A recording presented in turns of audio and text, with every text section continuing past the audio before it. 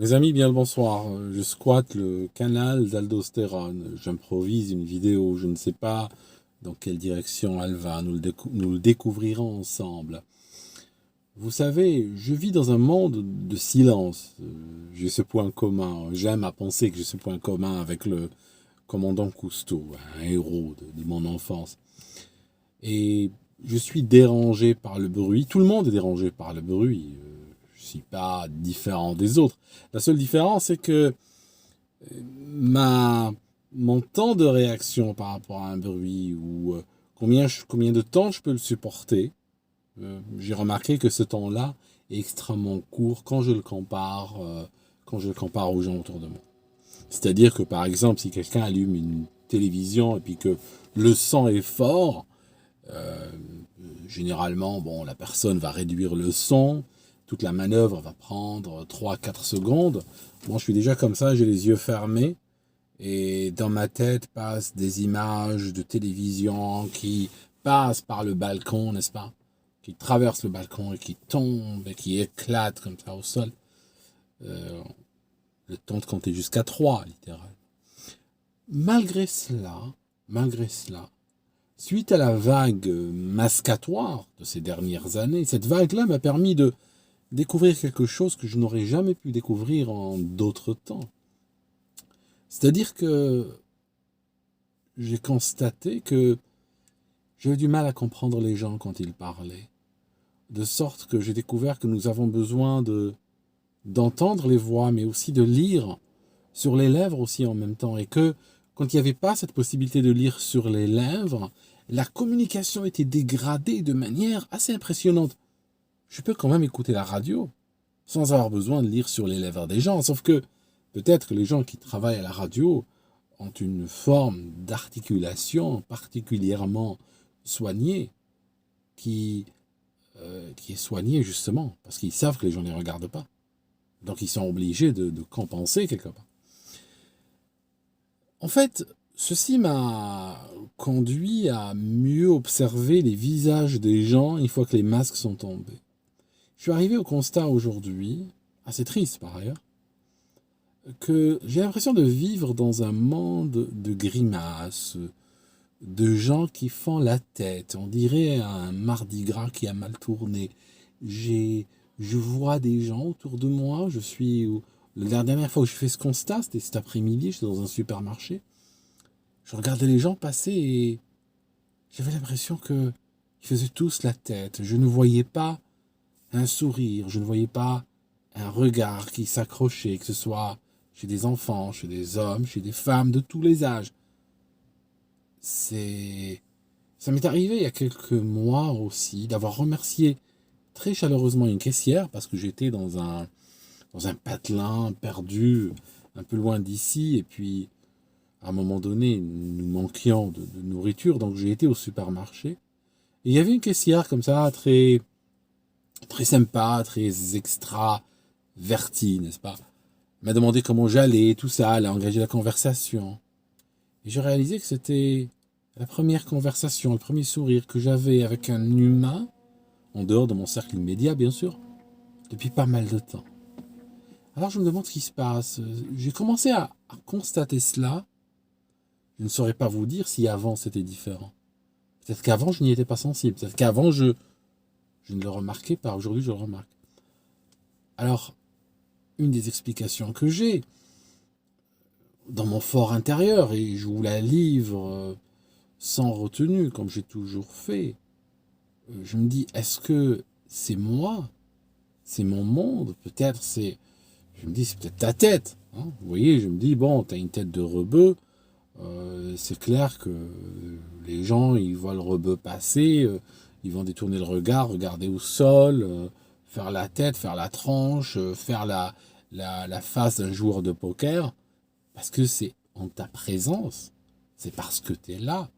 Mais que quelqu'un d'autre, d'une complexion différente, ou quelqu'un d'autre, trimballant une hure différente que la tienne, traversant la même foule, pratiquement au même moment, et il la verrait différemment, il aurait une interaction avec elle beaucoup plus sympathique, je ne sais pas.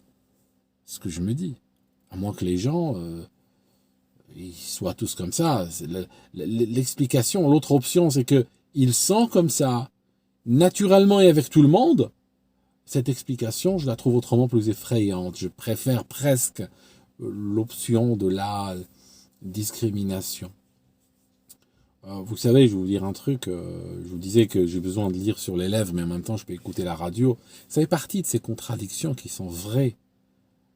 Les deux en même temps. La vie est faite comme ceci. La vie n'est pas faite, n'est pas faite de 0 et de 1. Vous savez, la logique, on apprend la logique binaire à l'école, tout ça, 0, 1, la table. Vous savez, cette table où on met des 0 et des 1 et tout ça. Et cette logique, elle est bien pour les situations simples. Quand on travaille en informatique, par exemple, le monde de l'informatique est un monde simple. Même quand il y a un programme extrêmement compliqué, en réalité, il est divisé en une multitude de petites instructions, chacune extrêmement fondamentale, extrêmement simple. L'humain ne peut pas faire ça. L'humain ne peut pas prendre une situation humaine compliquée et la diviser en petits éléments. Bien sûr, on tente de le faire quand on a un gros projet ou autre, on va tenter de diviser un gros projet humain en petits projets, c'est possible. Mais au moment où on appréhende les situations de la vie de tous les jours, on ne pourra pas les réduire à des 0 et des 1. Et c'est pour ça qu'on ne pourrait pas la réduire à cette logique binaire. Le problème, c'est que beaucoup de personnes pensent que cette logique binaire, faite de 0 et de 1, peut s'appliquer à tout. Et qu'il n'y a pas d'échappatoire à cette logique-là. Et donc, il reste coincé dedans. Je suis par exemple, regardez, je suis en train de faire une vidéo devant vous. Je suis très content d'avoir plus de 100 000 abonnés sur ce canal. J'ai d'autres canaux, tout ça. Donc, je suis censé être un extraverti. Je suis censé. Mais en fait, je ne le suis pas vraiment, en réalité. J'ai du mal à parler de moi. Je parlais de moi durant cette vidéo. Au début, là, les premières minutes, en vous parlant de visage, tout ça, c'est pas un discours, c'est pas un exercice avec lequel je me sens confortable. Je me sens plus confortable de vous parler de Pelosi, ou vous parler d'un 727 qui se viande dans une paroi rocheuse. Je suis plus à l'aise de vous parler d'autre chose. Je suis plus à l'aise de parler des autres que de parler de moi. C'est très difficile de parler de moi. Quand je dis le jeu, il sonne à l'intérieur comme il a un bruit très particulier, une sonorité très particulière, un peu violente, un peu forte. C'est pour ça que des fois, vous regardez mes vidéos sur l'aviation, il y a des vidéos de 45 minutes où le jeu n'est même pas utilisé, en fait. C'est comme ça, les deux sont vrais. Je suis introverti et extraverti. C'est peut-être introverti dans la substance et extraverti dans la manifestation. Et nous sommes très nombreux, nous avons énormément de contradictions que nous trimballons. Mais en réalité, ce n'est pas des contradictions, parce qu'une vraie contradiction, c'est ces deux choses, ces deux éléments qui viennent en conflit et qui s'expriment sur le même plan. Alors à ce moment-là, ça bouffe de l'énergie. Il suffit d'une seule contradiction dans un cerveau pour faire tomber toute l'intégration d'un humain, pour faire tomber toute la structure interne, ou à la rigueur la compromettre, la fragiliser. Mais quand on a des contradictions d'apparence qui parfois, et souvent même, correspondent à des choses qui s'expriment dans des plans différents, comme le plan de la manifestation et le plan de la substance, qui sont deux plans différents. C'est comme deux avions qui foncent face à face, et tu les vois dans le ciel bleu foncer face à face, et puis finalement ils passent l'un au-dessous de l'autre, parce que tout simplement ils ne sont pas dans le même plan. Il n'y a pas vraiment de conflit, même si en apparence il y en a un, ou de loin il y en a un. Quand on regarde dans le détail, il n'y a pas de conflit. D'accord ? Je ne sais pas pourquoi je voulais commencer par ça. Ça me manque ce genre de monologue. Je me dis que ce genre de monologue que je suis en train de faire là maintenant, j'aurais été peut-être plus à l'aise de les faire si j'avais 300 abonnés. Quelque part, le risque, quand tu as 100 000 abonnés, je vais te dire lequel. C'est que tu te sens peut-être un peu moins libre quelque part, parce que tu te dis, il y a beaucoup de gens qui regardent, j'ai pas envie de faire perdre leur temps. Il y a peut-être une pression de performance qui n'existe pas quand tu as 300 abonnés. Voilà, et j'essaye de ne pas changer, j'essaye de rester la même personne, quoique j'évolue inévitablement dans le temps, dans l'espace, au fur et à mesure que j'avance, et nous le faisons tous. Et d'ailleurs, heureusement, on n'a pas envie d'être une sorte de constante, de constante quelque part, dans un monde qui lui est en mouvement. C'est vrai que c'est important ça. Vous savez, il y a aujourd'hui une des conversations qui m'a frappé aujourd'hui. C'est un ami qui m'a dit, je vous le livre tel qu'il me l'a dit, la question, il me dit, mais pourquoi la droite sont si teubés que ça? Pourquoi ils sont si teubés que ça?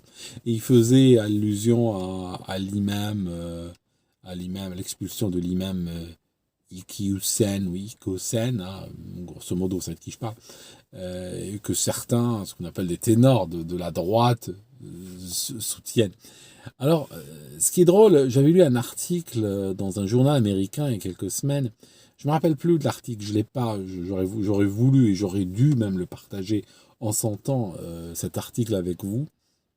Et dans cet article, le journaliste, vous savez ce qu'il a raconté? Il avait interviewé, je crois que c'était quelqu'un de l'État américain. Et il expliquait, ce gars, c'est très intéressant, parce que c'est leur mentalité, leur façon de penser est très importante. C'est comme ça qu'on peut prévoir leur move, parce que ils se livrent assez peu, ces gens. C'est pas des gens portés sur le divan. Donc ils se livrent très peu. Mais les fois où ils parlent, il faut les écouter. Parce qu'en très peu de mots, ils disent beaucoup de choses. Et ça permet de comprendre leur mentalité. Et une fois qu'on comprend leur mentalité, on arrive à les prévoir plusieurs coups à l'avance. C'est pour ça qu'ils parlent peu, d'ailleurs. Parce qu'ils savent que plus ils parleront, plus on pourra les prévoir. Ils veulent pas. Alors, il disait qu'il y a un certain nombre de déclencheurs très prévisibles qui permettent de gérer la droite et potentiellement même lui faire perdre son énergie.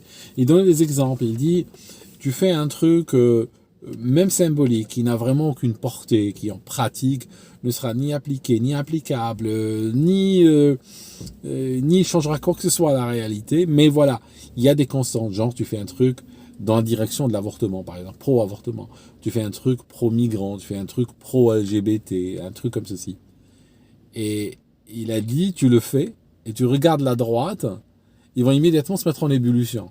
Tu vas voir que leurs ténors vont commencer à crier sur les toits, tu vas voir que leur base va commencer à s'exciter sur les réseaux sociaux, et tout ça, et que tu as l'impression que réellement, tu as jeté un pavé dans la mare, et après tu les laisses un petit peu bouillir dans leur jus comme ça. Et puis, plus tard, ce que tu peux faire, il l'expliquait, tu peux faire un truc inverse. Tu peux, par exemple, expulser quelqu'un, tu peux prendre une position un peu rigide par rapport à une valeur traditionnelle ou autre, même si ça ne changera rien fondamentalement. Et tu vas voir que soudainement, ils vont tous aller courir soutenir. Ils soutiendront même la personne la plus infâme, la personne même qui contrôle leurs propres intérêts, pour peu que cette personne soit de manière ponctuelle porteuse d'une symbolique à laquelle ils adhèrent.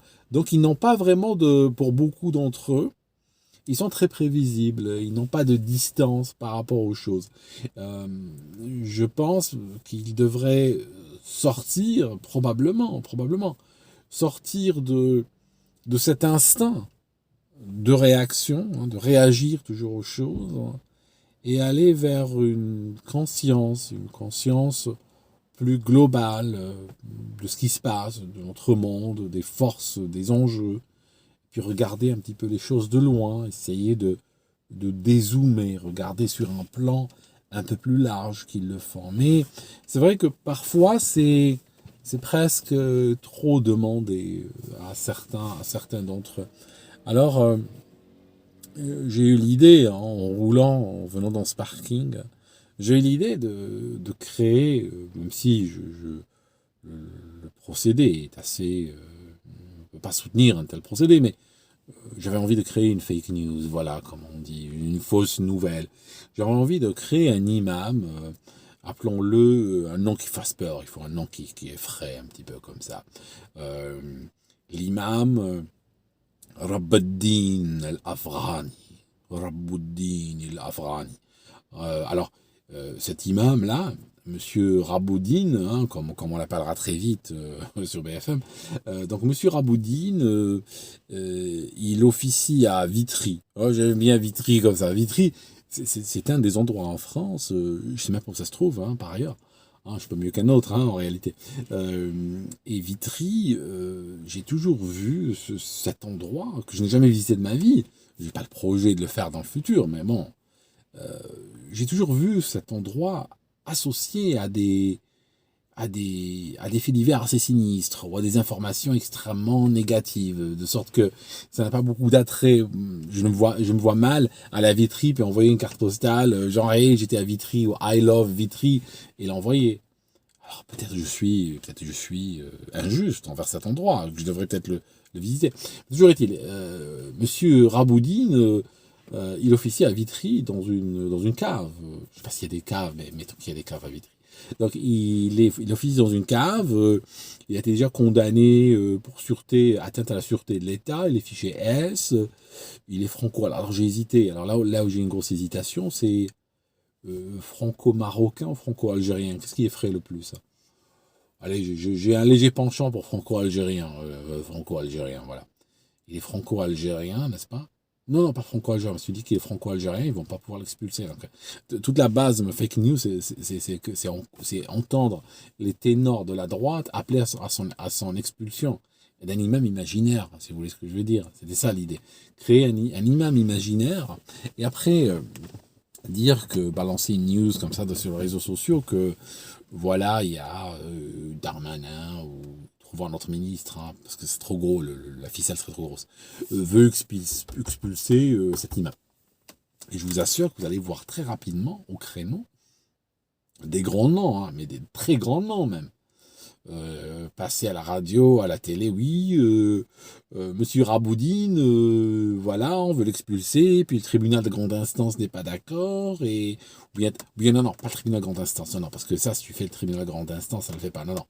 Tu dis que l'Union européenne, parce que généralement ils sont anti-Union européenne, alors tu dis que la France a voulu l'expulser, et puis l'Union européenne était contre qu'il est monté à Bruxelles, n'est-ce pas, que ses avocats ont remonté le dossier à Bruxelles, puis le tribunal, la CDEH ou un truc comme ça, tu trouves un acronyme à la con qui sonne bien, et puis tu dis que, voilà, c'est eux qui ont empêché l'expulsion à la dernière minute, d'accord, que genre, la France avait même préparé un avion et tout ça, et ils se sont dit, bon, on s'en fout du réchauffement climatique, on nous fout dans un jet, et à la dernière minute, il était à l'aéroport, hein, Monsieur Raboudine, et puis tombe un document d'un juge européen qui va bloquer l'expulsion de la France, par la France. D'accord. Là, c'est chaud, là, ça sonne bien. Une nouvelle comme ça, mes amis. Une nouvelle comme ça, tu la balances sur les réseaux sociaux. Je t'assure, tu attends midi, elle est déjà sur toutes les langues. Hein. Et même quand elle sera plus tard, quand elle sera genre débunkée, machin, genre fake, on les accusera, hein, on les accusera de cacher la vérité. Ah, c'est comme ça, hein. La vie est comme ça malheureusement. Qu'est-ce que je voulais vous dire? Ouais, c'est malheureux, c'est malheureux. Mais quand vous regardez la réalité, c'est que nous avons des régimes extrêmement corrompus, n'est-ce pas? Mais face à eux, nous avons une opposition de teubés, comme l'a dit mon ami qui a posé la question. Parce que malheureusement, on a une opposition de teubés. Alors quand tu as une opposition de teubés, tu n'as pas besoin d'avoir un ennemi extrêmement fort ou intelligent ou performant. Il suffit d'avoir un ennemi particulièrement vicieux, mais un ennemi qui finalement, si on avait les bonnes personnes face à lui, on aurait pu le déboulonner très facilement. Mais comme on a des teubés qui travaillent à l'instant, bon voilà quoi, c'est ça le résultat. À propos de teubés qui travaillent à l'instant, j'ai vu aussi une image qui m'avait assez frappé. Il paraît que certains hôpitaux en France continuent à exiger le pass vaccinal qui est tombé le 1er août, qui n'est plus obligatoire. Je crois que même 31 juillet, c'était terminé cette histoire. Mais ils ont continué à demander certains. Ça m'a rappelé quelque chose. Vous savez, parmi les événements les plus marquants de mon adolescence, c'était quand j'ai vu tomber à la télévision, je n'étais pas là. J'ai vu tomber le mur de Berlin, la chute du mur de Berlin. Et il y a quelque chose qui m'avait frappé. On voyait à la télévision des gens en liesse qui couraient, traversaient ce mur. Les portes étaient ouvertes, les barrières étaient ouvertes, les gens couraient dans tous les sens. Certains sautaient par-dessus. Plus tard, on a commencé même à le casser, prendre des morceaux, tout ça. Il y avait une liesse extraordinaire. Et c'était tard. C'est au moment où ça a été annoncé que c'était fini. C'est au moment où ça a été annoncé que c'était terminé. Et on voyait beaucoup de gens qui couraient. Il y avait cette liesse. Vous savez ce que je regardais, moi, sur qui je focalisais? Je focalisais sur les gardiens de ce mur. Je focalisais sur ces soldats qui, il y a 30 secondes, ils n'auraient pas hésité à tirer sur quelqu'un qui aurait voulu traverser. Comme ils l'ont fait pendant des décennies sans jamais faillir. Pendant des décennies, ils ont protégé ce passage, ils ont interdit ce passage, ils ont fouillé les gens, ils ont été extrêmement méticuleux pendant des décennies. Certains ont passé toute leur carrière à surveiller ce mur.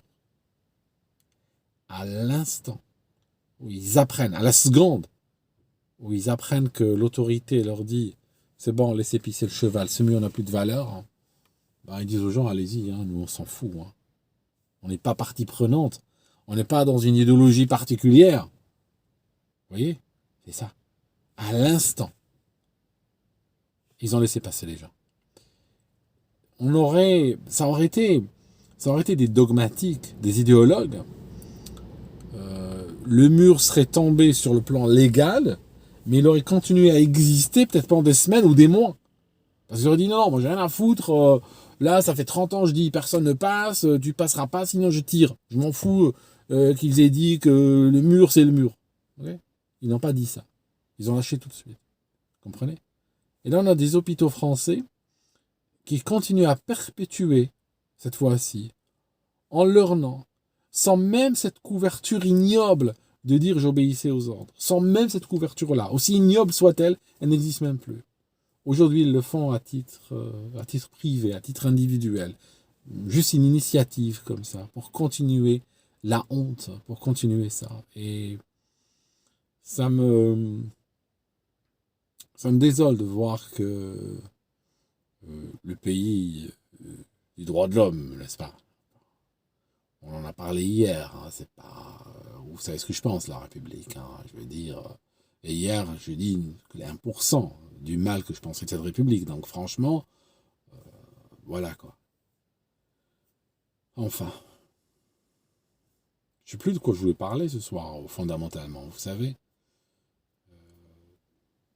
Je sais plus. Des fois, j'ai des lunettes, vous savez pourquoi? Tard le soir.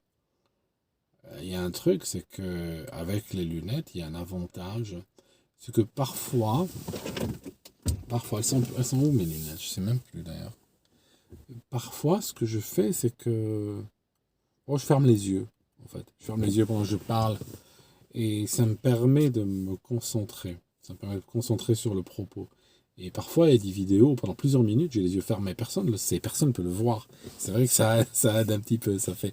Et ça me permet de m'enfermer complètement, ça me permet de retirer les dirais-je, les stimulations qui peuvent venir des sens, des personnes qui passent, des voitures, autour de moi, le soleil qui se couche, peu importe. Et de m'isoler complètement. La voiture isole des bruits dehors, je ferme les yeux et j'ai des lunettes sombres, foncées comme ça, qui vont empêcher la lumière de passer. Donc à ce moment-là, je suis dans une sorte de bocal noir. Et puis ça me permet de m'exprimer, n'est-ce pas, et de partager avec vous, et d'accéder à plus de ressources en réalité. C'est le but de la chose. À propos de honte, j'ai vu aussi un truc qui m'a frappé. C'est la police française qui va aller surveiller la climatisation. Ils regardent dans les magasins, parce qu'il y a de nouvelles directives sur les climatiseurs, donc ils regardent les magasins. Et puis il voit la température à l'intérieur, et il voit les portes et tout ça, la température dehors, et il voit si la climatisation est justifiée ou pas. D'accord. Donc cette même police qui hier faisait les passes, faisait les passes, je veux dire les passes sanitaires, on se comprend, faisait les passes, et puis aujourd'hui, et puis après ils ont fait les masques, et ils ont fait les hôpitaux, ils ont fait les attestations de sortie, et aujourd'hui ils font les climatiseurs. Et demain, on ne sait pas ce qu'ils feront, enfin. Ils feront ce qu'on leur dira de faire, hein, et ils suivront les ordres, hein, de toute façon. Hein. Il y a pas comme disent les Suisses, hein, il y a pas tortiller du cul pour chier droit. Hein. Je veux dire, si on veut être clair, c'est très simple hein, à comprendre. Hein. Il n'y a pas vraiment de... Ils suivront les ordres qu'on leur donnera. Et en fait, ceci montre, au-delà de ce que font la police, montre que nous rentrons de plein pied dans après avoir vécu très longtemps sous l'écologie culpabilisatrice, aujourd'hui elle se transforme en écologie punitive. Et je vous l'ai dit il y a des années, il y a 10 ans de cela, il faut faire très gaffe à quelque chose. Culpabilité égale quoi? Culpabilité va impliquer nécessairement et forcément une punition. Un exemple tout bête. Imagine qu'on frappe chez toi et puis on t'accuse d'un crime quelconque. On vient t'arrêter, des flics arrivent, oui monsieur ou madame, on vous a vu à tel endroit, il y a un crime, on a des témoins, tout ça. Bon. On vous accuse de quelque chose. Il y a une accusation. Il y a une culpabilité qui est placée sur vous. Si vous vous défendez pas, il va se passer quoi? C'est quoi la suite logique? C'est quoi le cheminement? Le cheminement logique, c'est que on va vous punir, on va exiger un châtiment exemplaire. Or, beaucoup d'Occidentaux, en général, et des Français en particulier, sont dans cette logique. Imaginons qu'ils soient ce prévenu qu'on a arrêté pour un crime, et mettons qu'il ne l'a même pas commis à la base. Et imaginons qu'ils aient un avocat qui est là pour les défendre. Donc l'avocat va arriver au tribunal, et puis il va écouter les témoignages des uns et des autres, et il va dire, bon, ce témoin... Il radote, il raconte n'importe quoi. Cet autre témoin, c'est un menteur habituel. Cet autre témoin, là où il était placé, c'est pas possible qu'il ait vu la scène qu'il décrit. Ce témoin-là, il a trop d'imprécisions dans son récit. Il y a plein de choses qui collent pas. Vous comprenez? Cette pièce à conviction, elle n'a pas été gardée sous scellé proprement. Ce laboratoire a l'habitude de faire des erreurs, etc. Les classiques qu'on trouve dans les tribunaux. D'accord, les classiques. C'est comme ça qu'on défend quelqu'un dans un tribunal. Il y a plein de gens qui sont rentrés, il y avait tout qui était contre eux.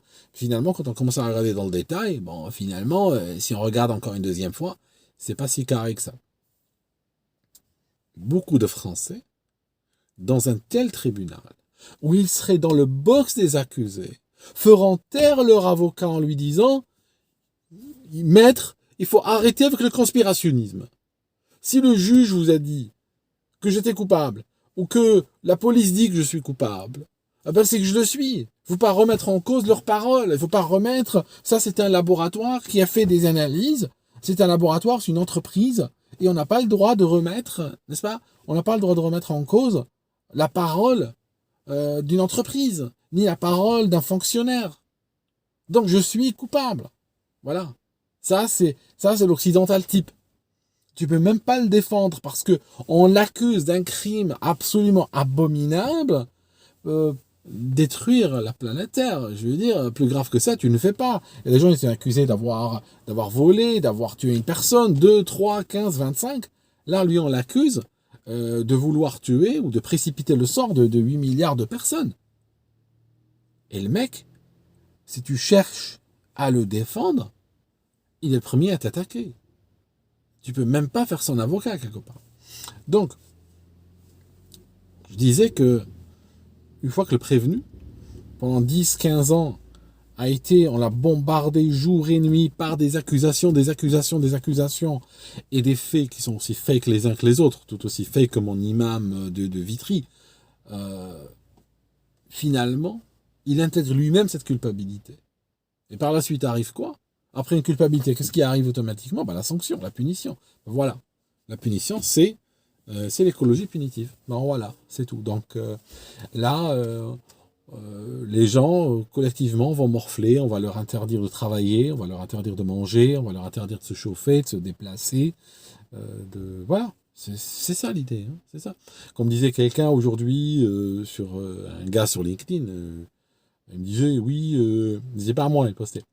La Terre n'est pas assez grande, il n'y a pas assez d'espace pour tout le monde. Bon, tu veux éliminer qui? Ce genre de discours, hein, on va rapidement. Hein, il faut pas se mentir, il faut pas se voler la face. Si on commence ce genre de discours, vers où ça va? Vers où ça va? Ok, donc la Terre est trop petite, il y a trop de monde, il n'y a pas assez de place pour tout le monde. Bon, imagine que tu es sur un radeau. Imagine que tu sois sur un radeau, le Titanic a coulé, on est sur un radeau. Bon, il n'y avait pas de radeau à l'époque, il y avait des barques. Mais bon, imaginons qu'on soit sur un radeau quand même. On est sur un radeau, puis il y a quelqu'un qui commence à dire oui, il n'y a pas d'espace pour tout le monde, le radeau, regardez, il est en train de passer sous l'eau, il y a un orage qui se prépare, je vais dire, il y a trop de monde. Tu veux quoi? Hein, tu veux quoi? Qui on va jeter par-dessus bord? Voilà. Et il faut poser les bonnes questions. Pas tourner autour du pot. Alors moi je vous dis, il y a deux visions qui s'opposent par rapport à ça.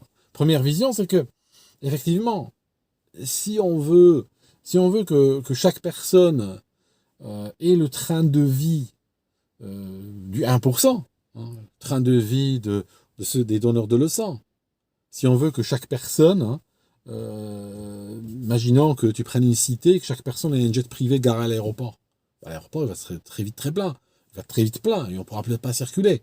Il y aura tellement de jets privés que c'est pas possible. Il y aura des files d'attente pour décoller, pour atterrir, ça ne sera pas possible. Imagine que chacun veut un golf. Il va falloir remplir des territoires qui feront la moitié de la France rien qu'en golf. Imagine que chacun veuille avoir son île privée avec sa piscine et tout ça. Là, on prendra des archipels entiers et on mettra des îles et des grandes résidences dessus et on s'en sortira pas. Okay. Maintenant, la réalité, c'est que c'est pas vrai, c'est pas comme ça que ça marche. La réalité, c'est qu'aujourd'hui, on a la deuxième vision qui nous frappe, qui nous tombe dessus. C'est une vision qui vient de personnes qui vivent le style de vie que je viens de décrire, qui est un style de vie auquel ils sont extrêmement minoritaires à le vivre et à l'étaler de plus en plus entre eux et à prendre de plus en plus de place. Mais après, ils disent qu'on les dérange. D'accord? Et ces gens-là, ils se disent, bon, il va falloir limiter le chauffage chez les familles, dans les domiciles, il va falloir limiter, même à un moment donné, on a même dit que les femmes qui accouchaient et qui respiraient trop dans vous savez, ce gaz qu'on leur fait respirer pour réduire les douleurs, que ce gaz-là changeait le climat. Alors envoyer un jet privé chercher des péripatéticiennes à l'autre bout du monde, ou chercher un gâteau, ou chercher une bouteille de vin achetée aux enchères à 300 000 euros, ça c'est pas grave pour le climat.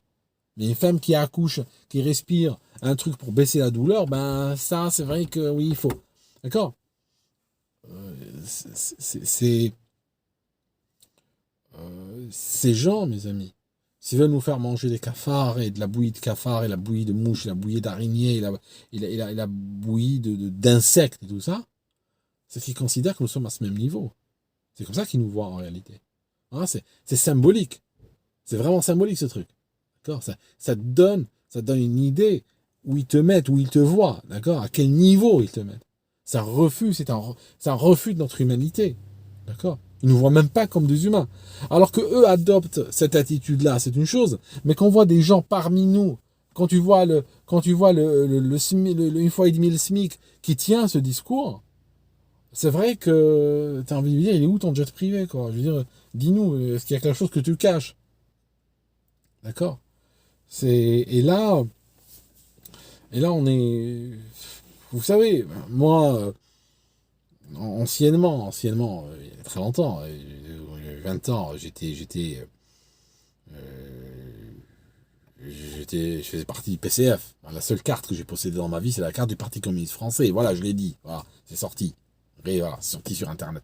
Voilà, j'ai dit. J'avais une carte du PCF. Je recevais des lettres, on me disait, cher camarade, c'est comme ça. Le truc, c'est que j'étais toujours imprégné par ces luttes-là, personnellement. Mais j'ai pas, tel que je voyais à l'époque, le communisme, c'était réellement une logique d'égalité, une logique de partage, une logique que la masse profite du travail de la masse. Hein, c'était pas pour que la masse achète une gaz Shaika au cadre du parti ou du Politburo. C'était pas ça la vision. Mais ça, c'est la réalité, en fait. Alors, il y a une vision et une réalité. Le problème, c'est que ce que tu vis, ce sera pas ta vision que tu vas vivre. Hein. Tu vas vivre la réalité. Ta vision, t'as beau avoir la vision que tu veux, mais quand tu es frappé par la réalité, tu peux pas. Voilà, c'est comme ça. Donc, c'est vrai que j'avais cette vision-là. Je suis toujours imprégné par cette sensibilité en réalité. C'est quelque chose qui n'a pas changé, même si la carte, je ne l'ai pas, même si je me suis éloigné de cette doctrine à cause de tous les problèmes qu'il y a dedans. Mais en réalité, j'ai toujours cette sensibilité, cette fibre-là. D'accord. Et aujourd'hui, un truc par exemple qui m'effare, c'est la lutte. C'est la lutte. Prenez par exemple euh, la lutte LGBT par exemple. Euh, le truc, c'est moi voyant ça en tant qu'ex-communiste, hein, enfin, ça me choque. Ça me choque quelque part. Parce que je vois déjà cette lutte. Aujourd'hui, je vois des grandes entreprises, je vois des banques, je vois des entreprises du grand capital, littéralement afficher ce drapeau-là. Donc déjà, on les a jamais vus, on l'a jamais vu ces entreprises-là, même à l'époque des hautes luttes, on les a jamais vues remonter le drapeau de l'internationale ouvrière ou socialiste ou autre. On les a jamais vus faire ça. Ok. On n'a jamais vu des banques internationales mettre à l'entrée une effigie pour l'ouvrier inconnu. D'accord. On n'a jamais fait ça. Mais aujourd'hui, pourquoi ils embrassent cette idéologie? C'est pourquoi? Ben, je vais vous dire tout de suite. Parce que ce combat-là, il coûte rien. Il est gratuit. Hein, il rapporte rien. Ces entreprises qui aujourd'hui nous la jouent, nous sommes fiers, nous célébrons ce que nous sommes, tout ça. Nous avons des valeurs, un peu comme la République de Darmanin qui a des valeurs. Hein. Leurs valeurs, c'est des enfants qui travaillent à l'étranger. C'est des gamins qui travaillent dans des conditions d'esclavage, leurs valeurs. Leurs valeurs, c'est des pollutions qui éclatent des pays. Regardez ce qui naît en Inde, par exemple. Les délocalisations, on délocalise. Et pourquoi on délocalise? Une des raisons pour lesquelles on délocalise, c'est pour pouvoir polluer, c'est pouvoir jeter des saloperies dans les cours d'eau, c'est pouvoir balancer dans l'air des saloperies qui vont intoxiquer la population autour, c'est faire travailler des gens 7 jours sur 7, faire travailler des enfants, payer des prolétaires locaux un tarif minable, ramener quelque chose qui a coûté 3,50 au Laos pour laquelle on a payé des gens, mais le salaire qui leur permet même pas de manger, et puis il l'a ramené, il l'a placé dans un grand magasin à Paris, et puis il l'a placé à 150 euros, tout en debut. Ça veut dire que sur les 150 euros, littéralement, une fois qu'on enlève le transport, ils ont 145 euros de marge. Et sur ces 145 euros, ils n'ont même pas voulu partager 10 ou 15 ou 20 euros de plus avec la population locale qui a sacrifié sa santé, sa vie, ses enfants pour pouvoir fabriquer cette saloperie de produits qui leur permet même pas de manger. Vous comprenez? C'est ça. Alors là, je vois ces gens aujourd'hui nous faire une lutte, mais non, c'est pas ça la vraie lutte. La lutte qui ne coûte rien, c'est pas une lutte. Moi, je veux une lutte qui permette réellement de faire changer à des classes sociales, prendre des gens qui galèrent, prendre un enfant d'ouvrier qui devienne médecin. Moi, je veux la lutte qui permette à quelqu'un de commencer smicard et plus tard finir avec un salaire à 6 chiffres. C'est ce que je veux, moi. Il y a des gens qui critiquent, par exemple, les footballeurs. J'ai vu hier quelqu'un qui disait oui, les footballeurs, c'est des milliardaires qui courent derrière un ballon, puis il y a plein de gens qui les regardent et tout ça. Je suis quelque part, j'ai compris l'esprit. Oui, je sais que le football n'est pas le sport le plus enrichissant qui soit, et je sais que quelque part, il est aussi, hein, d'une certaine manière, les jeux sont aussi l'opium du peuple. Néanmoins, j'ai du mal à critiquer les clubs sportifs qui payent des millions à leurs joueurs. Pourquoi je les critiquerais? Si, si on modélise l'économie des clubs de foot, si on la modélise sur une entreprise du CAC 40, par exemple, le joueur de foot serait payé, hein, l'entreprise qui est le club de foot gagnerait des millions et des millions sur le dos du joueur, Et le joueur, lui, il serait payé 17,50 € par match, plus un émolument de 2,50 € par but marqué, plus si jamais il joue des arrêts de jeu, des extensions ou autres de matchs, genre ils sont à égalité, on lui donnera 4,75 € négocié avec les partenaires sociaux pour chaque fois qu'il joue un match un peu plus long, 90 minutes. Voilà. Ce serait ça la réalité. Les footballeurs seraient même pas des smicards. On leur dit, toi, t'es quoi? T'es rien, toi. Tu cours derrière un ballon. Tu cours derrière un ballon. C'est comme on dira aujourd'hui, et ça on le dit vraiment. On a des entreprises qui gagnent des millions. On a des entreprises dans les cadres, dans les chefs, ont des salaires de plusieurs millions. Même quand ils déconnent, même quand ils merdent complètement, ils ont des parachutes dorés et ils partent avec des enveloppes de millions et de millions. Ça distribue des millions aux actionnaires. Ça distribue des millions aux banques, en intérêts et autres. Et l'ouvrier, le travailleur, qui l'entreprise, c'est vraiment lui.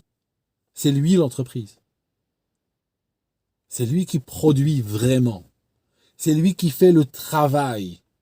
Ben celui-là, lui dit, tu sais quoi, toi, t'es rien du tout, t'es une merde, t'es remplaçable, tu sais. Ça n'a ras le bol, casse-toi, quoi. On va te payer, on va te payer le SMIC, plus quand tu fais des heures supplémentaires, on te payera peut-être un émolument d'1,75 €. Quand tu te coupes une jambe ou autre, on te donnera 5 000 €. Puis voilà. Puis si t'es pas content, ben tu te casses. D'accord? Ok. Donc, quelque part, j'ai envie que les autres entreprises, d'accord, imitent un peu les clubs de foot. Celui qui vous rapporte l'argent, c'est celui qui doit gagner le plus. C'est pas d'autres. Okay, voilà, c'est tout. Les clubs de foot, c'est pas par charité qu'ils donnent des millions aux footballeurs. Tout simplement que, voilà, ça rapporte des millions parce qu'il y a des rentrées publicitaires. Les choses sont ce qu'elles sont. Le marché est très tendu. Il y a des millions et des millions de contrats publicitaires. Donc, ça serait quand même injuste qu'un club ramène des millions en contrats publicitaires. Parce que vous regardez. C'est pour ça qu'il y a des millions en contrats publicitaires. Autrement, il n'y aurait pas. Donc, et qu'il donne le SMIC à ses joueurs. Ok, c'est simple, d'accord, c'est comme ça, c'est comme ça et pas autrement. Enfin, je suis parti sur plein de choses aujourd'hui. Je suis même pas. Vous voyez, le problème que j'ai moi, c'est le titre de la vidéo. Après, j'ai du mal. Après, je rentre chez moi, je vais faire monter cette vidéo. J'envoie sur YouTube. Après, je me dis, mais je parle de beaucoup de choses. Je mets quoi comme titre? J'ai du mal. Parce que le titre, alors des fois, ce que je fais, je prends une des thématiques abordées, et j'utilise comme titre. Mais il y a des gens qui sont pas contents. Il y a des gens qui disent, oui, moi j'ai lu ça dans le titre, je suis arrivé, bon, ça parle d'autre chose, tout ça. La réalité, c'est que ça parle pas d'autre chose. Tout est connecté à tout. Les gens ont été littéralement pavlovisés avec cette histoire de hors-sujet. Parce que, vous savez, ils font une scolarité. Une scolarité, avant on appelait ça l'école normale, je crois. Ça normalise, ça mettant des normes. Pas de valeur des normes. Normes. Et puis, quand on te donne un sujet, tu restes dans le sujet. Ok. Tu fais un hors-sujet, c'est 0. Le problème, c'est que le hors-sujet, c'est un hoax. Ça n'existe pas, le hors-sujet. Il n'y a pas d'hors-sujet, mes amis. Tout est connecté à tout.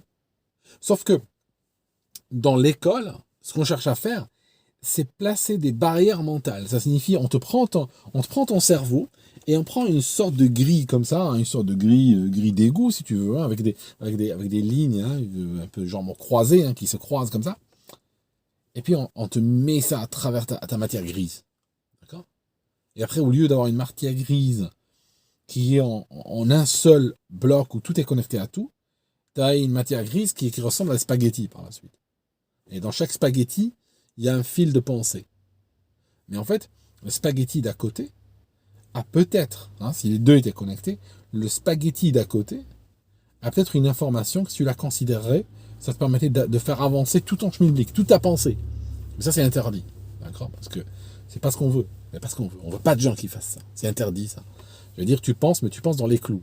Sinon, c'est ce qu'on appelle un dérapage. Quand on parle de dérapage, c'est parce qu'il y a une route, il y a un chemin balisé. Ça, quand on est dedans, on est dans les clous, comme on dit. Vous voyez les expressions, même la langue. Très fort, l'asservissement par la langue. C'est très important. C'est pour ça que moi, je cherche aussi à déconstruire la langue. les histoires de l'écriture inclusive, etc. Hein, tu sais, quand t'es SDF, hein, ou quand t'es en bas de l'échelle sociale, honnêtement, hein, qu'on mette ton nom avec et eux, ou avec des points, ou avec des machins et tout ça, hein, c'est chère ouvrière, cher ouvrier, machin. C'est pas vraiment l'écriture, c'est pas les combats qu'il y a eu dans le passé, hein. Et je tiens à vous le dire à ceux qui vivent d'iPhone et de McDonald's tout en nous parlant d'égalité, d'inclusion et de patriarcat. Je veux dire, les anciens combats dans lesquels les gens laissaient des vies entières, hein, c'était pas des combats pour une écriture, hein. Je peux vous le dire. C'était pas pour l'écriture. L'écriture, vous savez, écrivez mon nom ou écrivez ma gueule ou comme vous voulez. D'accord? Je m'en fiche. C'est pas ça qui dérange. Quand les gens n'ont pas de quoi nourrir leurs enfants, ça, tu vas pas leur établir la justice, hein, leur travail est volé, on leur a tout volé, on leur a tout pris, et après tu viens toi, tu rétablis la justice, tu fais quoi comme justicier? Eh ben, tu mets de l'écriture inclusive. Ça coûte combien? Ça coûte 0. Voilà, c'est tout. Voilà l'idée. Voilà l'idée. Parce que rétablir leurs droits, vraiment, et les reconnaître, et les payer, ça coûte cher. Et ça coûte à qui cher? Ben, ça coûte cher au patronat, ça coûte cher aux banques, ça coûte cher au capital, ça coûte cher aux forces de l'argent. Ben, forcément. Donc c'est un combat qui est interdit. C'est un combat que tu ne dois pas mener. Mène quel combat? Quel combat on t'encourage à mener? Eh ben, les combats qui coûtent rien. Voilà, c'est tout. Les combats qui coûtent rien, on t'encourage, vas-y, ça coûte rien, ça. Ça te donne l'impression d'exister, ça te donne l'impression d'avoir restauré une forme de justice. Ben vas-y, quoi, fais-le, on t'encourage. Tiens, on t'applaudit, go, go. D'accord? Touche surtout pas à la caisse, parce que là, tu verras réellement tu verras l'inclusivité, quoi. L'inclusivité paye les gens des salaires inclusifs. Moi, je veux du salaire inclusif. Moi, je veux pas de l'écriture qui soit inclusive. Moi, je veux des conditions de travail inclusives, un salaire inclusif. Voilà ce que je veux, moi. Un habitat inclusif.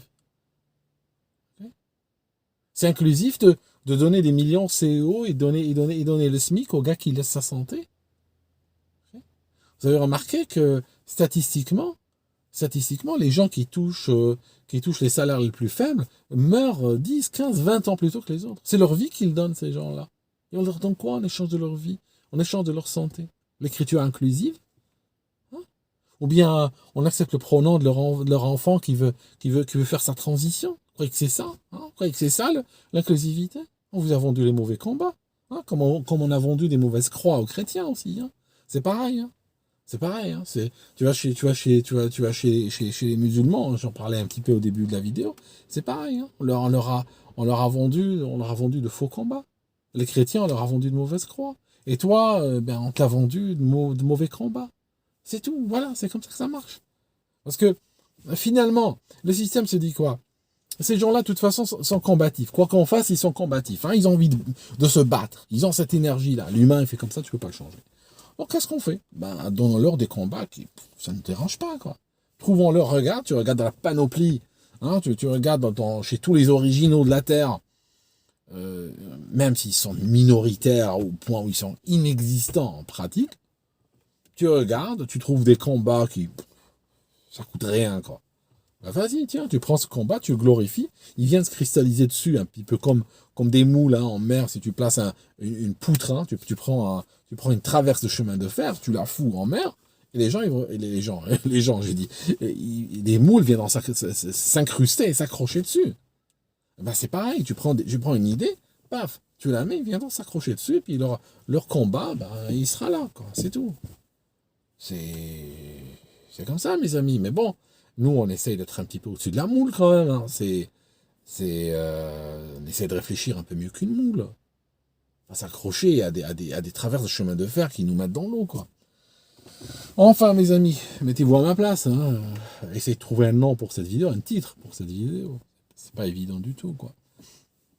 Voilà, je suis content. Je suis content. Je suis venu, j'ai allumé cette caméra.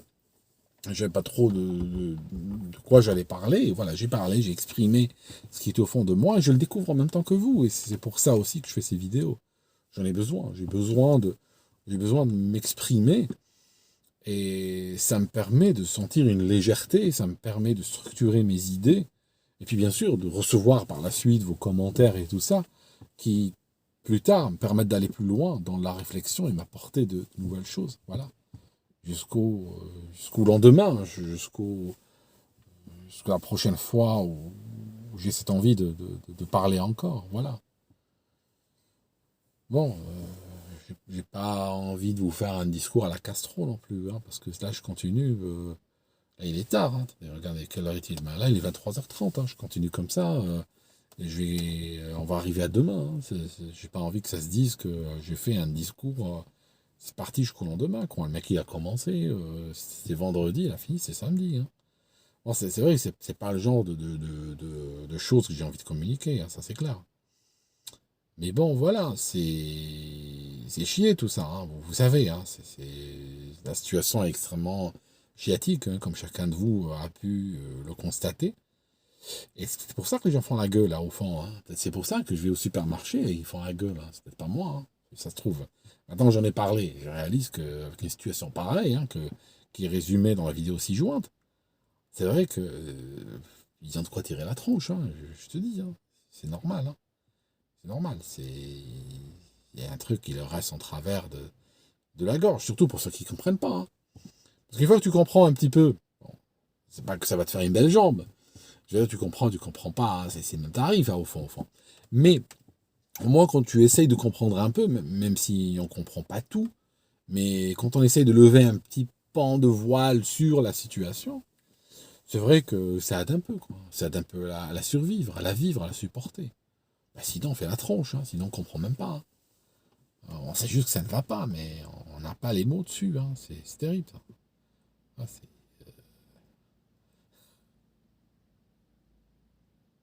non, il y a des gens, et, je sais pas, moi, il y a des gens, ils ont la diarrhée tout le temps, par exemple. Hein, on n'en parle pas. Hein, c'est pas un truc, c'est pas un truc que les gens ramènent dans les conversations en groupe et tout ça. Mais il y a des gens qui ont la chiasse constamment. Hein. Il y a des gens, ils y vont sans arrêt. Et le problème, c'est que ces gens-là, ça devient handicapant pour eux, des fois. Hein. Ils ne peuvent pas voyager, ils ne peuvent pas sortir. Je veux dire, la vie est un enfer, quoi. Ils sont obligés de rester accrochés à des chiottes. Le problème, c'est que parfois, ils n'ont même pas de diagnostic. Et ça, c'est terrible. Surtout que nous vivons une époque, voilà quoi, quand je dis une époque chiatique, c'est vrai que c'est au propre et au figuré. Hein. C'est ça, hein. C'est le figuré qui rejoint le propre, ou l'inverse. Mais c'est terrible. Hein. Quand tu commences à vivre dans des époques comme ça, bonne chance. Hein. Bonne chance. Hein. Il y a eu des générations dans le passé qui ont vécu ça, mais je sais pas comment ils ont survécu. Hein. Ils n'ont pas survécu, d'ailleurs, ils sont pas là, la preuve. Enfin, je te laisse. Hein.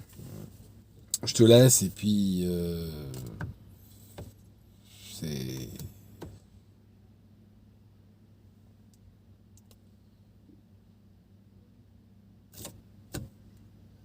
Je te laisse, c'est tout. Bonne nuit.